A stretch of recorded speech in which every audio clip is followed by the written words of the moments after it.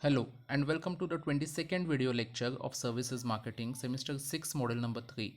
In today's video lecture we are going to discuss about one more P of Services Marketing, that is process. Process refers to the systems and actual procedures that are there in any organization. Without proper process, everything in the service organization might become a mess. So that is why it is important to have proper processes, proper systems within the service organization, so that good quality service might be delivered to the customers. So let us understand what is this process, what are different types of process, and basic details about how we can have good processes in our organization. So let us begin. So what is a process?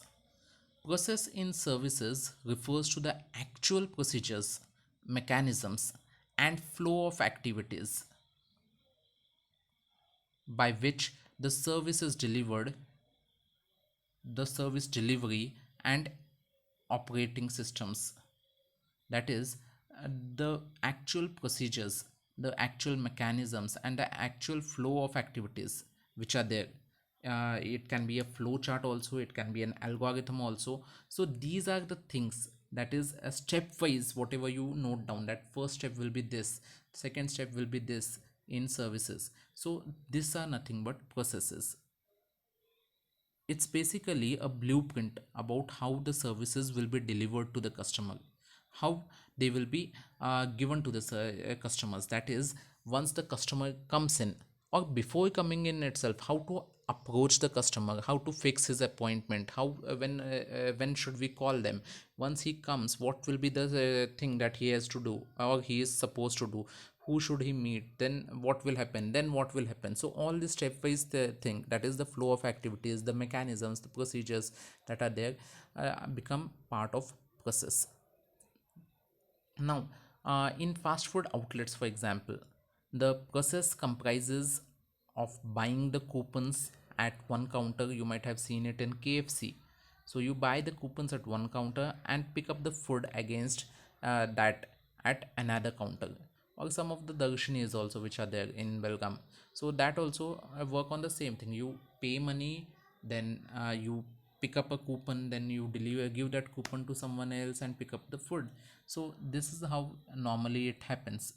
So understanding the service process, now whenever we are talking about service process, we should talk about three main things, that is the variety in the process, that is how much variations are there in the process, or all the processes or all the steps are nearly the same. Then what value additions your process is giving, and how the that is task is being allotted.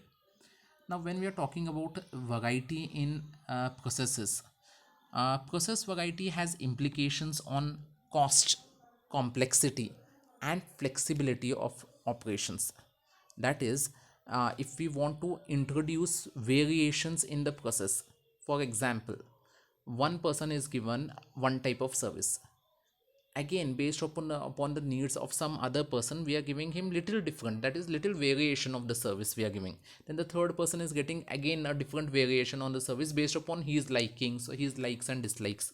So if we are incorporating these type of variations in our processes, then it will definitely have implications on the total cost that we are going to incur as a company, and the complexity of the processes. There will be lot of arrows going here and there in the flow chart, and also the flexibility of the operations that is there becomes difficult. Actually, if it is more flexible, it is good, it should be flexible, but when it becomes too much of variations, it gives problem in providing services to the customers, because we do not know what is the standard product at that time. Now, based upon the variety or variations that we are going to give to the customers, processes can be classified into three types, that is runners, repeaters, and stranger. As the name suggests, a runner, what is it? It is, suppose, any step, that is standardized set of activities, and if that step or that process allows high efficiency in operations, then such kind of a process is known as a runner. For example, the bank account checking that happens, or maybe the passbook filling that happens in a bank, and also it may be the railway inquiry that happens. Generally these are very similar actions that are happening performing. For example, you might have seen that when you want to fill up a passbook, you have to go there to the clerk, you have to give him the passbook to the clerk, ask him to fill up this what your passbook, then he puts in the printer, puts the details in the computer and prints out, then take gives you back the passbook. So these kind of standardized set of activities which are there, which will not change for anyone.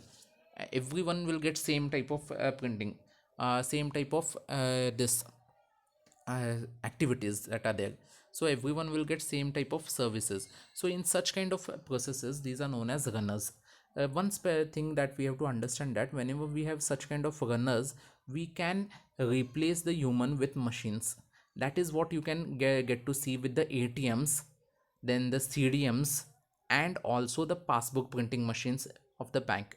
ATM, you already know, CDM is cash deposit machine, and the passbook printing machines that also have been automized in many banks. So automation can take place in order to give better and quick services to the customer. Then comes repeaters. What are these repeaters? These are more or less like runners, except that they tend to be little or more complex and occur less frequently. These do not happen very quickly, they happen little less frequently. That is why the thing is that we do not have automation, because the processes are not that frequent. Then comes stranger. Now, what is the stranger? These are non-standardized processes. For example, if a customer comes and he comes for a service which is completely, which is not there in your process itself, or where, what to do when this kind of situation comes. So such kind of thing are known as strangers. Then the next thing that we are talking about in this is value addition in processes. As we all know that anything that we are gonna do in service processes, each step has to add value to the entire service delivery process. If it is not adding value to that service delivery process, you have to think whether that step should is essential or it is not. If it is not, you can delete it, or you can reinvent it by doing some changes in that step, or doing some changes in that task, and give a better quality service to the customer. Task allocation also becomes very important, because who has to do what task, who will be responsible for which step, that is your employees, and they have to know, then only there will be a smooth flow of process. Now here you can see strategic position and service process. Now what happens is, if this is clear, we have divided this into four. That is, here we have complexity, this line is complexity line. Low complexity, that is the process is not complex. And high complexity, that is the process is very complex. Here this line talks about divergence or variance. Here we have very low variance, that is everyone is getting standardized service. In this case, there is no change in the service that is given from one customer to the other customer. And high divergence, that is here we are giving too much of variations in the service. That is, one customer is getting a kind of service, then based upon the needs of some other customer we are giving little different kind of service. So there is very high divergence. So based upon this graph, we are dividing them services or position of the services into four different things, categories. One is low complexity and low divergence. Example for such is McDonald's. What happens in this is, it is simple short structured process that we see in McDonald's. The service also, or the product that is given, is also very standardized there, not much complex. So low in complexity and low in divergence. Then comes the next type of service strategic position, that is high complexity and high divergence. High complexity and high divergence. Example for such is chefs in premium hotel, for example. It consists of long multi-step processes with high employee discretion and judgment. Here the employee has to take lot of their judgment, and based upon that his judgment, he has to uh, give service to the customer. So chefs in premium hotel, for example, wherever the customers may demand for certain like low salt, low calorie, low this then kind of a difference in this in the menu itself. Whatever standardized menu is there, that will be provided, but some variations in that they may ask you. So such kind of chefs which are there working in premium hotel may have uh, a service that is highly divergent and highly complex. Then comes low complexity and high divergence. Now low complexity and high divergence examples are your tuition classes, that is coaching classes. Here what happens is the divergence is very high because the students are of a different level, so you have to teach based upon them. And also the complexity which is there, that is very low in this. So it is a short process but high discretion is there in this case. So that is why you need lot of customization. You have to teach each student differently little bit, especially when it comes to numerical subjects. And lastly, high complexity and low divergence. Example for such is offerings in standard hotels. Long complicated service process will be there, but very limited standardized offerings, that is whatever is there in the menu, that only you will get it.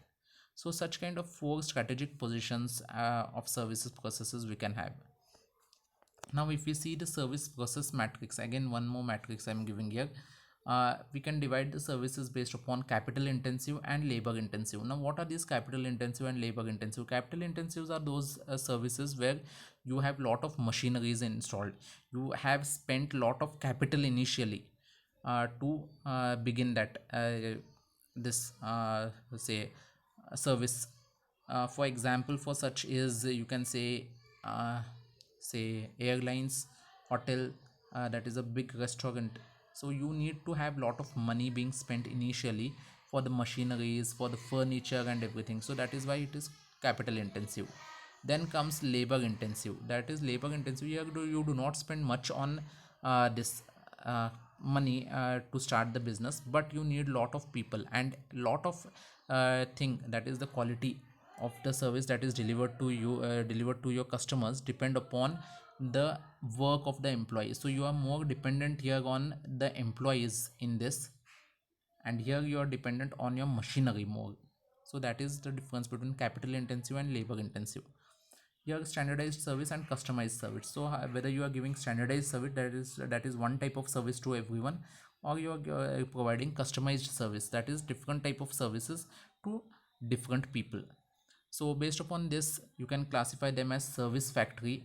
So service factory has capital intensive, and you give service, standardized service. For example airlines, hotels, resorts, these all are capital intensive, and also you provide standardized service, that is one type of service to everyone. Then comes customized service shop, where you give customized service to your customers. Different people will get different type of service, and you have, that is quite capital intensive, for example retailing, wholesaling and schools. Then comes mass service. Here in mass service what happens is you uh, provide the services which are labor intensive, and standardized service will be given to you, given this. So for example retailing, wholesaling and schools. uh, then lastly professional services. Here what happens is customized service will be given to the people, and these will be labor intensive, that is physicians, lawyers, accountants, that is whatever these are there services are there of these people. Here mainly the quality of the person is more important. One mistake I have done in explaining this, in fact in the ppt itself, that is service shop. Service shop which is consists of highly customized service and is capital intensive. The examples are wrong, you can note down the new examples which I am giving here. Customized service and like a capital intensive, it is service shop. These are examples are something like hospitals, or maybe an automobile repair shop. So these are examples of service shop. Make that correction here. Service shop examples you can say as hospitals or repair shops. So these are some of the examples of these things. So with this we end today's lecture. If you have any difficulties, you can always contact us.